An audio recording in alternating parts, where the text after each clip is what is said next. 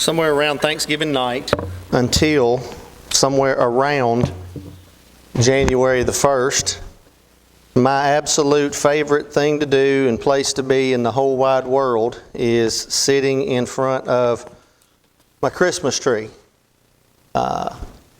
In years gone by, I used to hate putting up the Christmas tree. It was a hassle. Getting in the attic, going out to the shed, getting these boxes, getting the thing out, getting it stood up, fluffing all the limbs out, trying to figure out how to get the lights to work, and they never did seem to. You got to connect them just right in order for them to light up, and then you got to get out all the ornaments and get the ornaments out, put those on the tree, get it up, and then of course by that point you've got all the little fake pine needles that are scattered all over the place. You got to vacuum that up, and to me, in years past, it was just a great waste of a day. Just a lot of work that I would rather not be doing. I'm not like that anymore. Part of that is because I've gotten smarter in my old age. One thing I learned years ago, work smarter, not harder. And so we don't put our Christmas tree up in a box anymore. We leave it up and just carry it out to the shed and set it and wrap a tarp around it. So, and when it comes time, we just go get it and bring it in, set it in the corner, and it's already set up. Plug it in, you're ready to go. We just have to put the ornaments on. But even that, I don't mind that anymore. I don't mind the ornament things anymore because it's kind of become our tradition as we get those ornaments out. And I know it's not unique to us. You probably do the same. But we hang them up on the tree, and of course that usually sparks conversations. Hey, you remember that Christmas? And then we start talking about this. Or do you remember when we got this ornament? Do you remember who gave us this ornament? And it becomes this whole event. And because of that, nothing has changed about it. It's all still the exact same work, but what's changed is my attitude towards it. It's all the same work, but my attitude's totally different. Well, you can imagine why. I'm getting older. Children are grown. Apparently grandchildren are on the way, Y'all think y'all were surprised.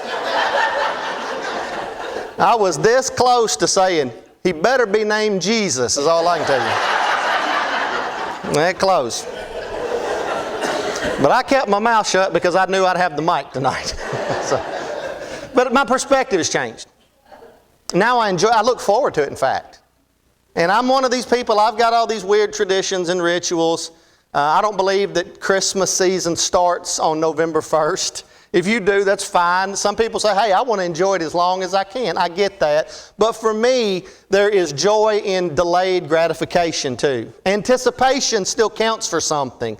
And it's the build up and then the payoff, and I like that. So the month of November, we pause and think about all the things we had to be thankful for. We focus on gratitude and focus on the fact that we have been given so much in so many ways, so that when the season of giving comes, our hearts have been saturated with benevolence, with kindness, with generosity, so that we can be in the right mind to give and not view this as a season of receiving.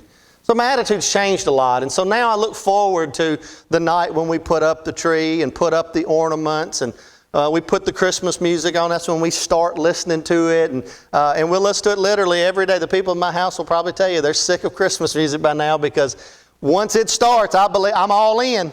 I'm all in, nonstop. And but my favorite moment is when we get it all done.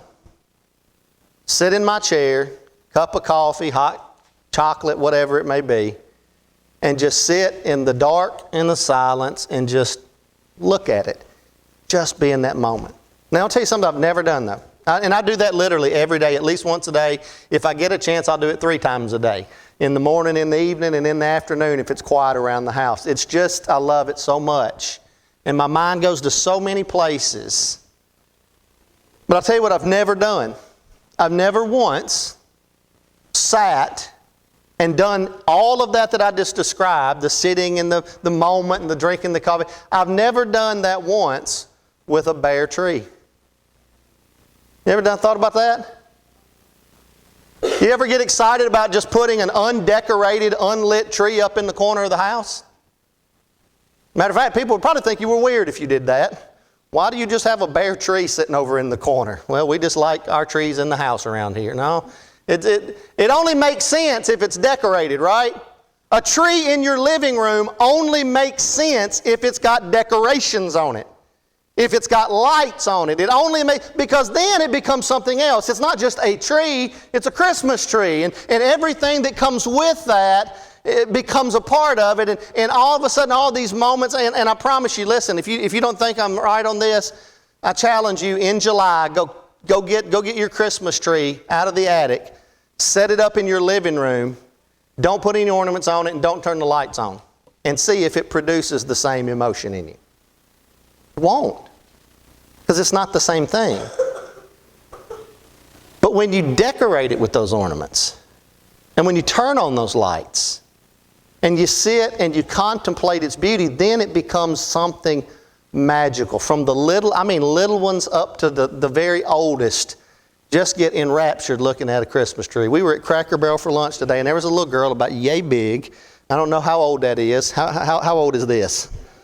About that much. And guy was holding her, and they had a tree up in Cracker Barrel. And I was watching her, and he was holding her, and he's in his own world, but that little baby was all about that tree, and she's reaching for it, and her eyes are this big, and her mouth is wide open.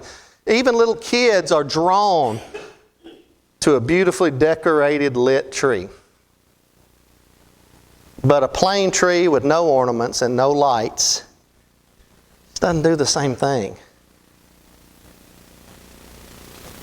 Dietrich Bonhoeffer was a German theologian who lived in the first half of the 20th century. And I say the first half because he didn't get to see the second half. And the reason he didn't get to see the second half is because as a believer in Jesus, he had no option but to be opposed to the rise and spread of nationalism that he saw taking over his native Germany under the guise of making Germany great again.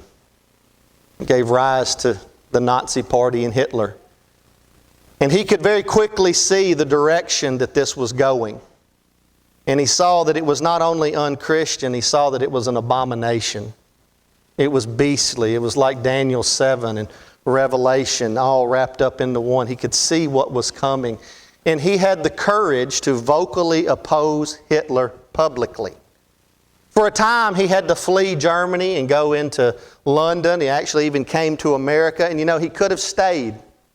He'd probably still be around today, or he would have died of natural causes as an old man, well respected in theology. But he said, I have to go back. If my brothers and sisters in Germany are going to suffer, then I have to go back and suffer with them. And he did. And he was arrested.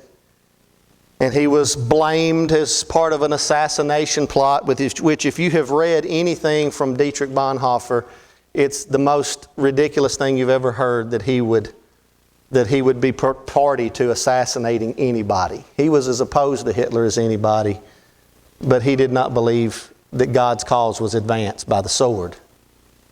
And yet he was wrapped up as a conspirator, and he spent most of the last years of his life in a concentration camp, and ultimately he was hung naked for crimes that he didn't commit. Before he died, though, he wrote a book. And in the book, he describes something called cheap grace. I'll give you a quote from him about what he had to say about it. Cheap grace results when we reduce the gospel to forgiveness of sins. Notice he said reduce it to forgiveness of sins. He didn't say that the gospel is not about forgiveness of sins, but he says when we reduce it to that. In other words, that it's nothing more than that. Cheap grace results when we reduce the gospel to forgiveness of sins. We limit salvation to personal fire insurance against hell. Misunderstand persons as primarily souls at best. We grasp only half of what the Bible has to say about sin. Cheap grace is the preaching of forgiveness without requiring repentance. Cheap grace is baptism without church discipline. Cheap grace is communion without confession. Absolution of sin without personal confession of sin. Cheap grace is grace without discipleship. Grace without the cross. Grace without Jesus Christ living and incarnate. And what he saw in his own country, in his own church, was cheap grace. People had come to believe if we say a prayer, if we get dunked in water, then we're saved, we're forgiven, and we're good, and we can go about living our lives as we always have. There's no need for change or sacrifice or suffering. There's no need for any of that because we're good. God said, would you like to not go to hell? And we said, yes, we would like that. And that was the end of the transformation. And He said that is cheap grace. Really what He meant was that cheapens grace. There is no such thing as cheap grace. Grace is incredibly costly. Now, why in the world am I talking about Christmas trees and Dietrich Bonhoeffer? I bet you wasn't expecting to hear that tonight, was you? This was the state of Israel when the prophet Isaiah received a vision from God.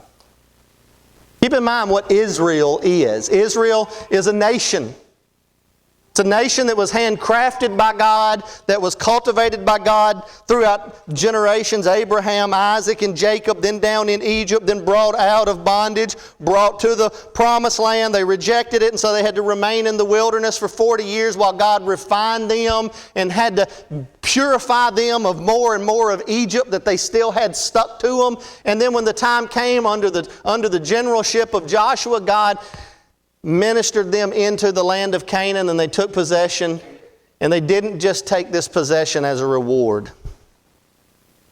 Israel's purpose was not just to go to Canaan, settle in the land of milk and honey, prop up their feet and enjoy it for the rest of their lives. The whole reason that God planted this nation Israel in the midst of the Egyptians and the Philistines and the Canaanites, the Perizzites, the Hivites, the Hittites, the Girgasites, the Jebusites, the Assyrians, the Babylonians. The reason God planted this nation in the midst of all of these heathen, pagan, Gentile nations was so that they could see with their own eyes what God looks like. Israel was supposed to show the world, this is who God is.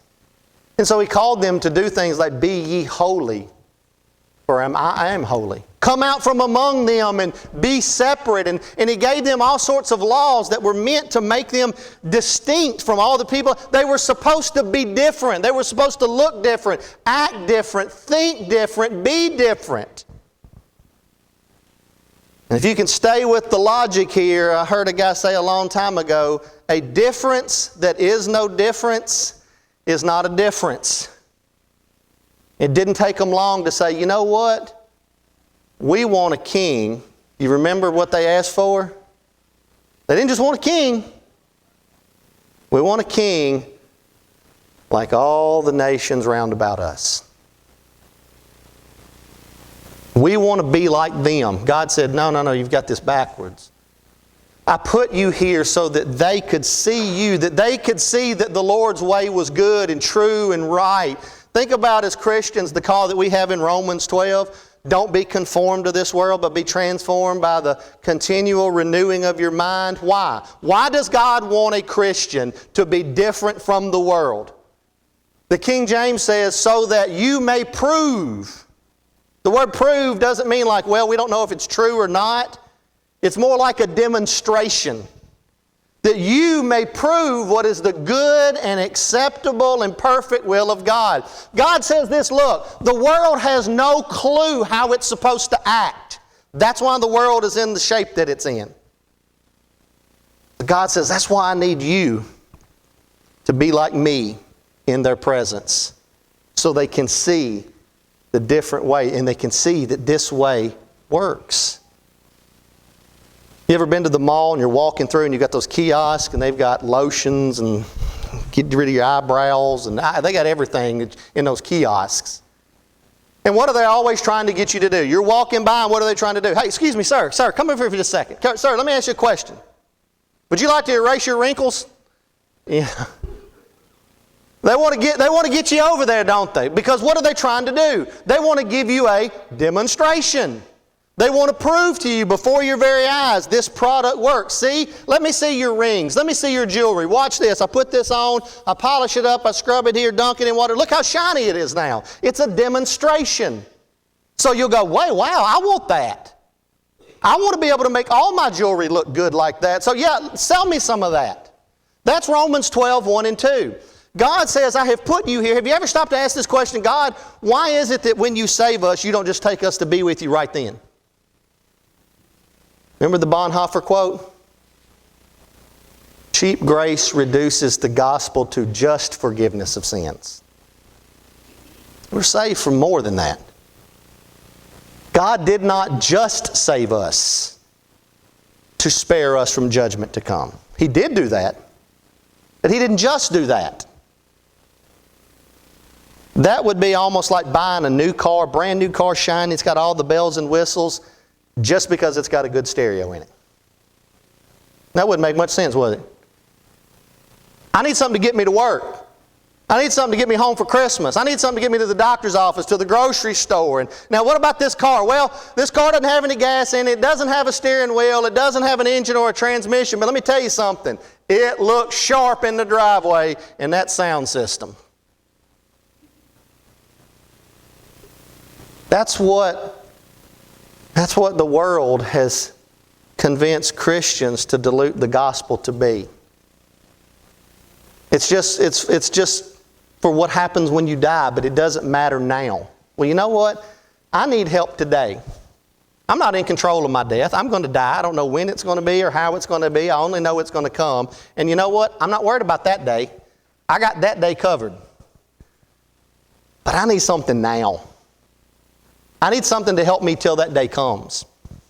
And God says that the gospel is not just for when you die. The gospel is for while you live. But it's not just for you either. It's for the world around you. And just like God planted Israel in the midst of all of these nations to show them this is how it is. This is God's way and it's good and it's right. He did the same thing for the church. By the way, the same language that Moses used of the children of Israel. You're a holy, at Mount Sinai. They entered into a covenant with God. You're a holy nation, a royal priesthood, all of that. You are my covenant people. 1 Peter 2, verse 9 beginning, uses the exact same language. But he's talking about disciples of Jesus, the church. And he says, look, God had a people back in the days of old that were intended to be different and stand out from the world so that when the world looked at them, they saw God through them. And He has the same thing today, and it's called the church. But a difference that is not different is no difference. When we cheapen grace, what we do is we say, I want the benefits of following Jesus with none of the responsibility. I want Jesus to be my Savior, but I'm not interested in Him being my Lord. I'm not going to follow Him where He goes. I want to be God's chosen generation, His royal priesthood, His holy nation. I want that, but I also want to be like all the nations round about me. I want to live like they live, think like they think, act like they act. I want both. This is the culture that Isaiah was called to prophesy to. Would you listen with me, Isaiah chapter 1, beginning with me in verse number 2. Isaiah says, Hear, O heavens, and give ear, O earth, for the Lord has spoken. And this is what God says. I have reared children, and I've brought them up. They've rebelled against me. The ox knows who its owner is. Donkeys know their master's crib. Me and Bud had a conversation about mules the other day, didn't we? Talked about how the closer they got to the barn, the faster they worked, the harder they worked, because they knew they were closer to supper. They knew what it meant to go to the barn. They knew where the barn was. You didn't have to tell them. You didn't have to beat them. You didn't have to beg them. And God says that's the way it is with an animal. But Israel does not know. My people do not understand. And He throws His hands up. Sinful nation. People laden with iniquity. The offspring of evildoers. children who deal corruptly. They have forsaken the Lord. They've despised the Holy One of Israel. And they are utterly estranged. When God looked at Israel in 750 BC, 750 years before Jesus is born into this earth, God looks at His people, His holy nation, His royal priesthood, His chosen generation that is intended to be a light to the Gentiles. He looks at them and He says, they have rebelled against me, they've turned against me, and they're no different than the rest of the world is. So what's God going to do about it? Drop down, if you will, to verse number 21. We've got to overlook a lot for time's sake tonight. But I want you to listen to a second rebuke of Jerusalem that Isaiah gives. It picks up in verse number 21. How the faithful city has become a harlot. She who was full of justice, righteousness lodged in her. But now, murderers. Your silver has become dross. Your best wine has been mixed with water. It's been watered down, in other words. Your princes are rebels and companies of thieves. Everyone loves a bribe and runs after gifts. Everybody's out for what they can get, even if it means selling justice to the highest bidder. They do not bring justice to the fatherless, and the widow's cause does not come to them. Let me ask you a question. Justice to the fatherless and the widow's cause, what does that remind you of? Sounds like James 1, doesn't it? Keep in mind, these are church-going folks. This part that we skipped over in the middle of Isaiah chapter 1 is him describing how they're still keeping the Sabbath and the festival days and the sacrifices and burning the incense and offering the prayers. They're still doing all of that. They're still going to church, so to speak. But James says pure religion and undefiled before God and the Father is this: to visit the fatherless and the widows in their affliction, and to keep yourself unspotted from the world. To be different from the world, not just in your moral conduct, but in your love, care, protection of the vulnerable. And he says, Israel, you're neither one of those. So what's God going to do about it? God's going to bring judgment on Jerusalem. I don't have time, so I'm not going to read the rest of the chapter. If you want to read it tonight, you can do that. He's going to describe the judgment that is going to come against them. Still a good ways off in the future. In fact, it's still about 150 years, give or take, away from happening. But God is giving a warning through Isaiah. They've already started on a course. They're not there yet, but they've started on a path. And the bridge is out at the end of the road, and they're ignoring the warning signs. But God also says there's some good news in all this.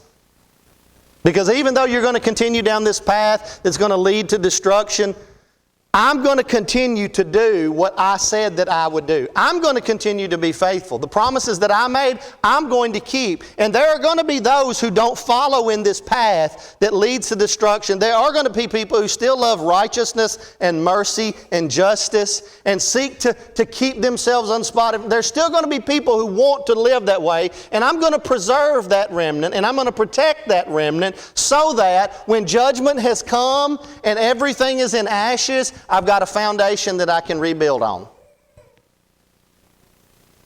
And from Isaiah 1 to Isaiah 39, it's going to look like this in terms of good news, bad news, good news, bad news. God's going to keep telling them that judgment is coming and it's getting closer and closer and closer and closer. But He's also going to keep saying, but I'm going to stay faithful and I'm going to do something in later generations. Now, when you hit Isaiah chapter 2, you get a glimpse of what God's going to do. And here's what God said He was going to do. Isaiah 2 and verse 2 says, it shall come to pass in the latter days that the mountain of the house of the Lord shall be established as the highest of the mountains and shall be lifted above the hills. And all the nations shall flow unto it. And I want you to stop and think for a minute. Remember what Israel's commission was. To be a light to the world, right? So that those around them could see and want to come and be like them because they saw that God's way was good. Remember our Romans 12 and verse 2 passage? That you may prove, that you may be a demonstration of the good and acceptable and perfect way of God. that people can look at your life and see that you are different. Your house is different than everybody else's. You see the world different. You respond to things differently. You handle things differently. And maybe they envy your life and go, man, I wish I had some of that. Door is open now. You can have some of that. Let me tell you about the way, the truth, and the life that leads to the Father. Let me tell you about this. And don't just look at my life and judge it on the surface and go, man, you got a good life. Understand something. The path that I walk is narrow and difficult. But when I get to the end of this road, it's going to be life everlasting. You want to walk with me? There was a man who lived a long time ago who was the embodiment of God on earth. God was just somebody in a book for a long time. He was stories and commandments and fire and smoke and all this scary stuff. But then God, as Case said this morning, was made flesh and dwelt among us. And we got to see the tenderness of God, the love of God, the mercy, the compassion. We got to see God embracing lepers who were lonely and isolated and untouched. And He not just embraced them, but He healed them. We got to see God sit down and eat dinner with people that other people wouldn't even let in the front door. We got to see God do all of these beautiful, beautiful things. And His name is Jesus, and He said, come unto me, all you who labor and are heavy laden, and I'll give you rest. Take my yoke upon you and learn of me. You want to follow Him too? We can follow Him together. So that's what we're called to do. That's what we're called to do. That's what we're saved to do. You've got the fire insurance, you got the salvation, you got the forgiveness of sins, you got all of that, but what have you got right now? You've got an opportunity to show people who are suffering through their own sinful, foolish, destructive decisions, and they can't help it. They're enslaved. Have you noticed that the Bible always calls sin slavery? They don't know how to get out. They can't get out. They're going to have someone show them the way, and then they're going to have to trust in the one who broke the chains, not just of sin, but of death too. And then they can make the decision if they want to follow Him. And in Isaiah chapter 2, you get a glimpse of that.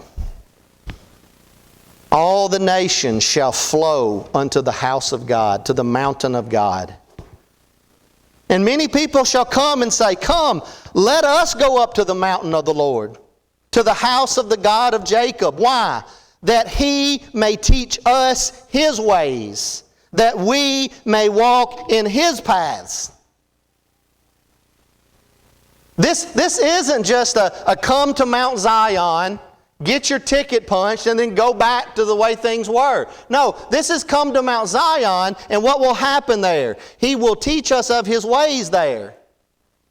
We can begin to walk in His paths, because out of Mount Zion will go forth the law, and the word of the Lord will go forth from Jerusalem. He will judge between the nations and shall decide disputes for many people. Enemies shall become friends. They shall beat their swords into plowshares. They will turn their weapons into farm equipment. Wouldn't it be wonderful to see one day literal silos, missile silos being turned into grain silos? I know you're thinking I'm naive, and I am. But folks, I'm following a guy who walked out of a tomb. So yeah, I kind of believe in the unbelievable. It's happened already. It can happen again. There's only one way it will happen. This world that is shrouded in darkness has got to see the light. And that's what me and you are here for.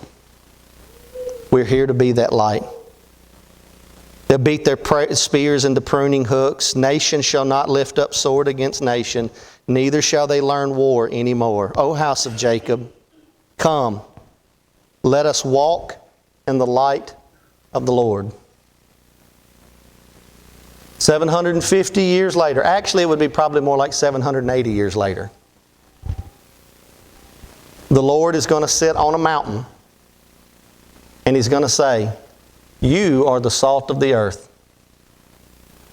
But if the salt has lost its savor, if salt doesn't do what salt does, if it's no longer a preservative, if it's no longer seasoned, and especially in this climate, if you leave it sitting out, open, unsealed long enough, you know exactly what salt that loses its savor is. He says, salt that has lost its savor is thenceforth good for nothing, but to be cast out. And notice this, and trodden under the foot of men. That's a callback to the Babylonian invasion of Jerusalem. When Israel ceased to be the salt of the earth, the boots of the Babylonians literally stomped on them. God leveled the place. But He goes on to say, you are the light of the world. And a city that is set on a hill, you can't hide it. You can't hide it. Remember what He said in Isaiah 2 about the Lord's house? It would be exalted to the tops of the highest mountains, above the highest hills, and people would see it and they would say, let's go up there. That's where God's people are. And when we go up there, that's where we'll learn the ways of God and we can walk in His path. And everything can be changed. Enemies can become friends. Justice, mercy, compassion, righteousness, all of those things can go forth and flow out from it. But we've got to go there. Because God's people were a city set on a hill. They weren't in Israel's generation. In Isaiah's generation, they weren't. But God says one day they will be. One day it's coming. And it was a long time coming. But that time's come. And so here we are. I want to ask you this question. I hadn't forgot about our Christmas tree. Is that what we are, though? Are we an undecorated, unlit Christmas tree in the world? Is that what we are as God's people here? Is that what you are and I am as an individual follower of Jesus? I want us to think in two regards here. I want to think about us as individuals and I want to think about us collectively as God's people. Are we just a tree that has no ornaments and no light? It's not impressive. There's plenty of those. I've yet to see anybody sitting in front of one thinking, man, that's so beautiful. I've yet to see a little child enraptured by that. But you put some ornaments on it.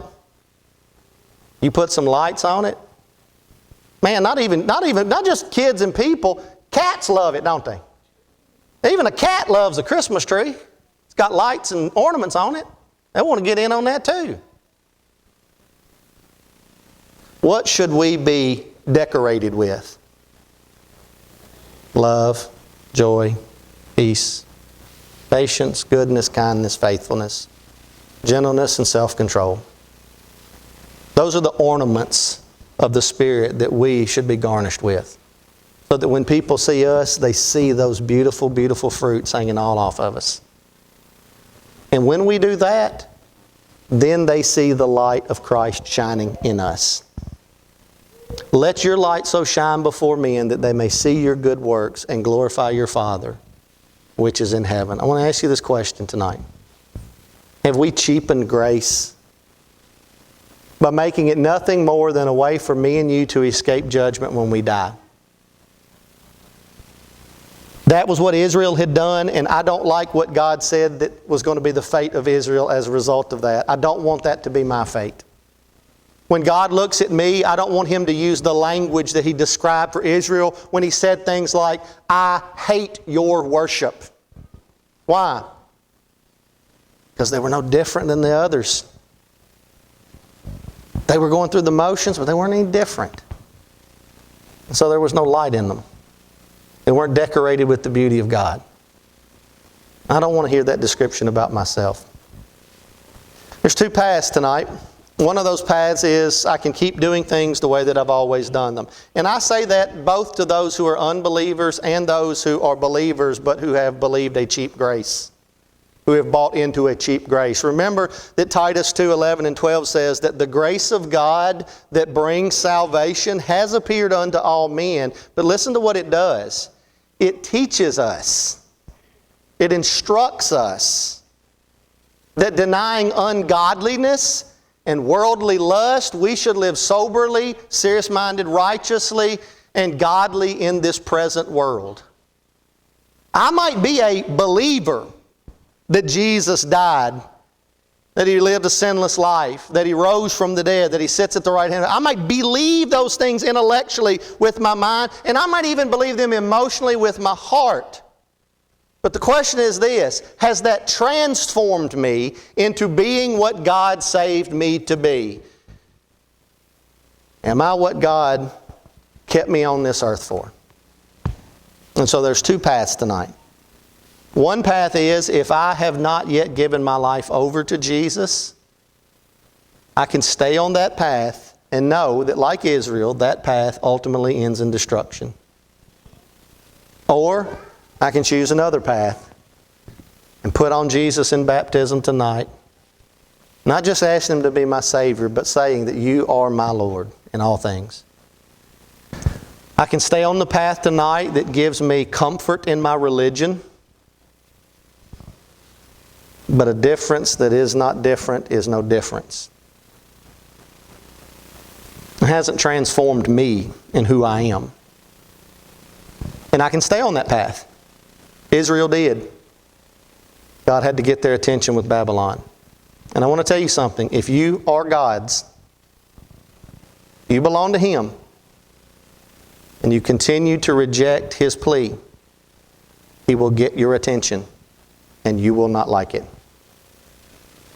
I'm not talking about Judgment Day. God will get your attention now in this life.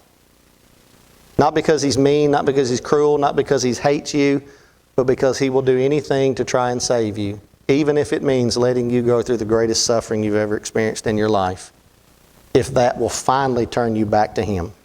You can stay on that path, but know it also ends in destruction. Or you can come to Him tonight and say, Father, I have not been the light that You want me to be. But I ask You to help me. First, repent. And second, decorate my life with the fruit of the Spirit. If there's some way we can help you in taking those steps, Mike's going to lead the song. All you need to do is come forward while we're singing it.